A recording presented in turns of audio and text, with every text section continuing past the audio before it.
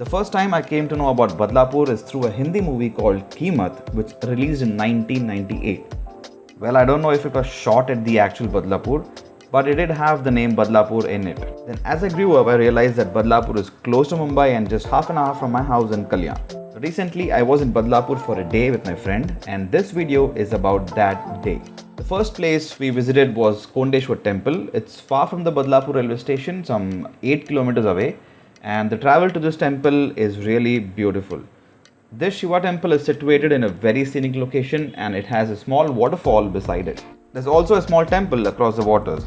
I believe the entry to the waterfall and the water body is restricted, or at least that was what we had been told.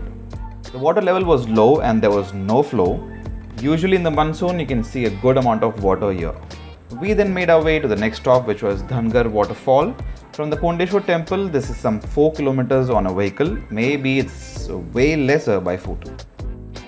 Google Maps doesn't show the right path, so it can become a little difficult to find the way. Once you are near the location according to Google, start looking for parked vehicles near the road you are traveling on. Park your vehicles over there and you will be at the top of the waterfall. Hike down for 10 minutes to reach this wonderful waterfall. It's a small place in comparison and hence can give a crowded feeling even with 30 to 40 people. It will be best to visit on the weekdays, of course in the monsoon season. The next point was the Keyshape Stepwell, which is 16 kilometers from Dhangar Waterfalls, and you have to come all the way from Badlapur east to west. As the name suggests, it's a small key-shaped stepwell which has stairs to go down and collect water. Now there's also a fish in it. This was built by Chimaji Appa, the younger brother of Peshwa Bajirao I. Chimaji Appa was a military commander of the Maratha army, and during his conquest of the Vasai fort, he had made this well so that the troops coming from Pune can take a halt here and then continue to Vasai. This is an historic site and can be maintained better. Honestly, my first impression as soon as I saw this was, this is it. Next stop was Barvi Dam, also called as Badlapur Dam, which is 15 kilometers from the well. One thing that I have to mention is that during the monsoon, the roads of Badlapur become scenic and it's fun to ride on them. Greenery on both the sides with cool breeze. Also, water hitting you on the face if it's raining. That's the dam.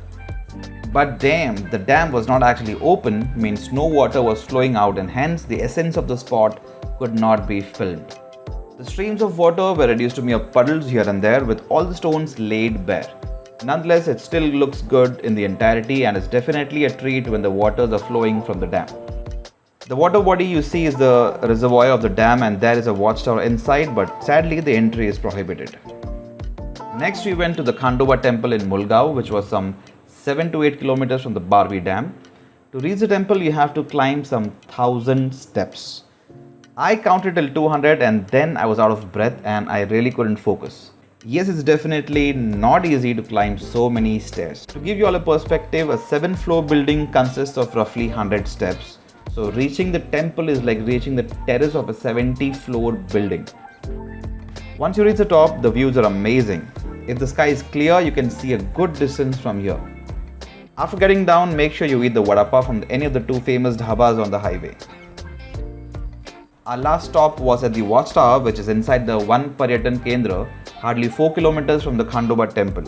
To reach the Watchtowers, you need to hike for some 10 minutes after entering. The hike is pretty easy and in between you'll find canopy-like setup to just stand and relax. You get good views from here too.